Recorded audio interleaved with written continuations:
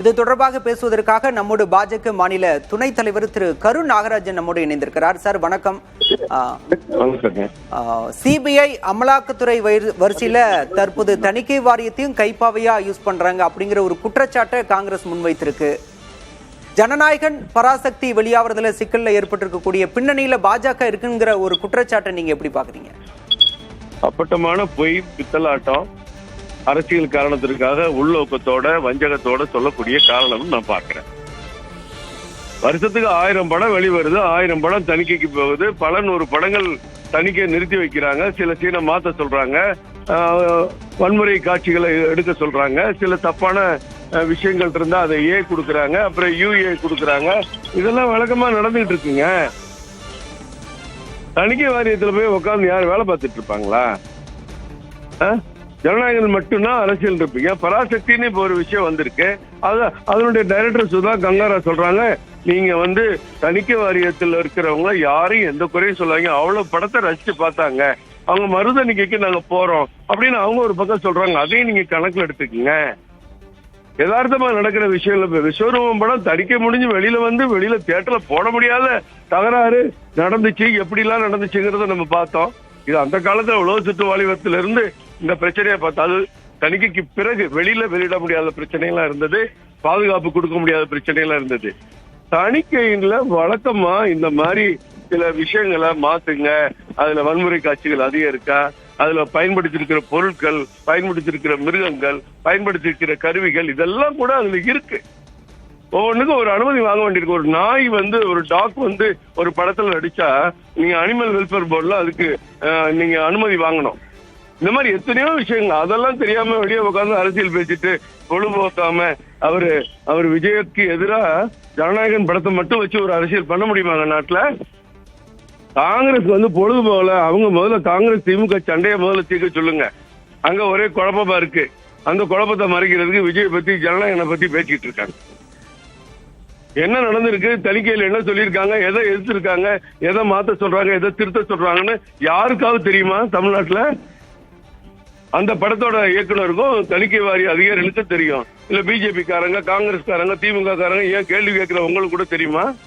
எதுவுமே தெரியாது. ஆனா வாய்க்கு வந்ததை பேசிட்டு அலைய வேண்டியது. இதுதான் காங்கிரஸ் இன்னைக்கு செய்யக்கூடிய அரசியலா இருக்கு. இல்ல, காங்கிரஸ் இன்னொரு கருத்தையும் சொல்றாங்க, தணிக்கை வாரியம் கலைக்கப்பட வேண்டியது, அது அரசியல் ஆயுதமா பயன்படுத்தப்படுவது வன்மையா கண்டிக்கத்தக்கது அப்படிங்கிற கருத்தையும். இதே சிபிஐயும் இதே இடியும் இதே தணிக்கை வாரியமும் காங்கிரஸ் அரசுல இல்லையா?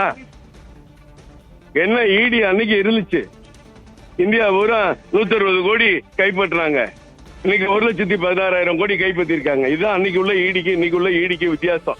அது காங்கிரஸ் இடி, காங்கிரஸ் சிபிஐ எல்லாமே ஒன்னா இருந்ததாங்க ஜனநாயக நாட்டுல. என்ன புதுசா தணிக்கை வாரி இப்பதான் பிஜேபி வந்த பிறகு உருவாக்கி இருக்கா இந்தியால?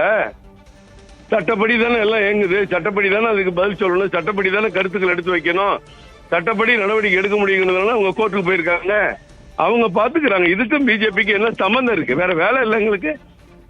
காங்கிரஸ் அப்பட்டமா அங்க திமுக விட்டு போறதா வர்றதா, இங்கிட்டு விஜய் நம்மள சேர்த்துக்குவாரா, இப்படி எல்லாம் பேசுறா, அங்க கூப்பிடுவாங்களா, இப்படி எல்லாம் பார்த்து பேசிட்டு இருக்கவங்களுக்கு பொழுது போகாம தணிக்கை வாரியத்தையும் பிஜேபி இணைச்சு பேசுறது, ஒரு கட்டுக்கதை அவிழ்த்து வர்றது வழக்கமா இருக்கு. வழக்கமா செய்யறது இன்னைக்கு செஞ்சிருக்காங்க. அவ்வளவுதான். ஒரு படத்தை தணிக்கை செய்யறதுனால என்ன ஆயிடுப்போது? இவ்வளவு சிக்கலை ஏற்படுத்தல என்ன ஆயிடுப்போது? எவ்வளவோ வீடியோக்கள் தணிக்கை செய்யாம சமூக வலைதளங்கள்லாம் உலாவிட்டு இருக்கு அப்படிங்கிற ஒரு குற்றச்சாட்டுமே காங்கிரஸ் எம்பி நேற்றுக்கு சொல்லியிருந்தாங்க சார். அது சோசியல் மீடியால வர்றது, அவங்க தனிப்பட்ட முறையில வந்தா நீங்க கூட கேஸ் போடலாம், நான் கேஸ் போடலாம், நான் வழக்கு தொடுக்கலாம், அந்த யூடியூப்பை தடுக்கலாம், சோசியல் மீடியா பதிவை நீக்கலாம். அதே நேரத்துல சினிமாங்கிறது நம்மளே லைசன்ஸா மக்களை டிக்கெட் எடுத்து ஒரே நேரத்துல இந்தியால 1 கோடி மக்கள் 2000 தியேட்டர்ல போய் படம் பாக்குறத, அது குழந்தைகளை பாதிக்காம, மனதை பாதிக்காம, வன்முறை தூண்டாம பாக்குறீங்கல்ல. ஸ்கூலுக்குள்ள புகுந்து மாணவன் வெட்டிக்கிறான், ஆசிரியரை வெட்டுறான், காவல் நிலைய வளாகத்துல போய் போலீஸ வெட்டுறான், கஞ்சா குடிச்சிட்டு ஒவ்வொருத்தரும் வெட்டிக்கிட்டு இருக்க நாட்டுல எதை செய்யக்கூடாது எதை செய்யணுங்கிறது தணிக்கை வாரியம் பண்ணாதானங்க மக்களை பார்க்க வைக்க முடியும்.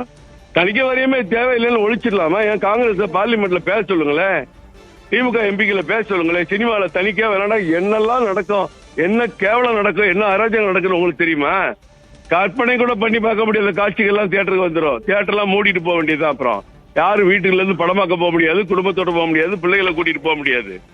இந்த ஒரு படத்துக்காக எல்லாத்தையும் மாத்தி பேசுறது, ஜனநாயக அமைப்புகளை குறைபடுத்தி பேசுறது, அதோட தொடர்புடைய அதை நடத்துற, அதை இயக்கக்கூடிய அதிகாரிகளை திட்டுறது, அந்த எந்த ஆட்சியில இருக்கோ அந்த ஆட்சியில குறை சொல்றது, இதெல்லாம் சந்தர்ப்பவாதம், பித்தலாட்டம் காங்கிரஸ் செய்கிறது.